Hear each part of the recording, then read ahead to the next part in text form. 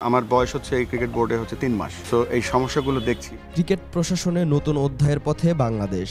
মাত্র ৩ মাস আগে আমি একটা কুইক টি-20 ইনিংস খেলতে এসেছি বলে বিসিবির সভাপতির দায়িত্ব নিয়েছিলেন আমিনুল ইসলাম বুলবুল। ক্রিকেট বোর্ডের দীর্ঘ সময় থাকার পরিকল্পনা নেই বলেও তখন তিনি নিশ্চিত করেছিলেন। এরপর বারংবারই বিসিবি নির্বাচনে না লড়ার কথা প্রকাশ্যে বলেন বুলবুল। তবে সাম্প্রতিক সময়ে সেই ভাবনায় বদল এসেছে বুলবুলের। ক্রীড়া পরিষদের মনোনীত পরিচালক হিসেবে আবারও বিসিবির সভাপতির পদে আগ্রহ প্রকাশ করেছেন তিনি।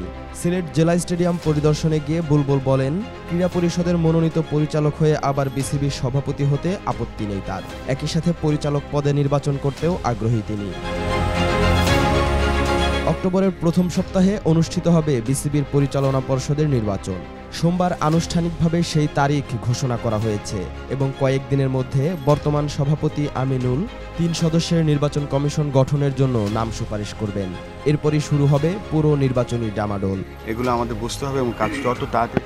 দেশের ক্রিকেট প্রেমীদের মধ্যে বিসিবির এই নির্বাচন নিয়ে ব্যাপক আগ্রহ রয়েছে। সবার প্রশ্ন, সভাপতি পদে লড়বেন কারা?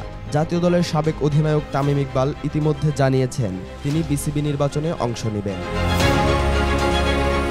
বিসিবির এই নির্বাচনে মোট ২৫ জন পরিচালক নির্বাচিত হবেন ক্লাব, বিভাগীয় ক্রীড়া সংস্থা ও জাতীয় ক্রীড়া পরিষদের ভোটে।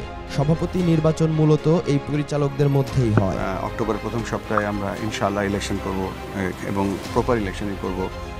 মঙ্গলবার সিলেটে আমিনুল জানান, তার প্রথম লক্ষ্য হলো পরিচালক হিসেবে নির্বাচিত হওয়া। তিনি বলেন, সুযোগ পেলে যেভাবে হোক বাংলাদেশকে সার্ভ করার জন্য চেষ্টা করবেন। দেশের ক্রিকেট অনুরাগীরা বুলবুলের এই বক্তব্যের অর্থ মিলিয়ে দুয়ে দুয়ে ৪ মিলিয়ে নিচ্ছে। তাদের ধারণা, এবার বিসিবি সভাপতি পদে বুলবুল ও তামিমের মধ্যে মুখোমুখি লড়াই হতে পারে। এবং ফুটবল অন্য স্পোর্টসের সাথে দীর্ঘদিন ধরে স্থবির থাকা আঞ্চলিক ক্রিকেট সংস্থার কার্যক্রমও পুনরায় চালু হবে। আমিনুলের প্রতিশ্রুতি, দ্রুতই আঞ্চলিক ক্রিকেট সচল হবে এবং দেশের ক্রিকেটের জন্য নতুন সম্ভাবনার দ্বার খুলবে।